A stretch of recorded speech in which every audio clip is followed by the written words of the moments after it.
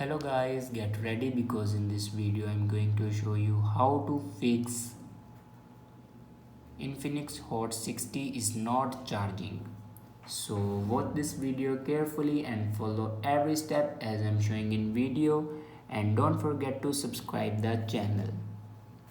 So let's start the video. First of all, check your charger and cable works properly or not. If it doesn't work properly, then update a new one charger or cable. After that, open settings. In settings, click on my phone and then click on check for updates. Now here you can check your latest version will be updated or not. If it doesn't update to latest version, then update it to latest version.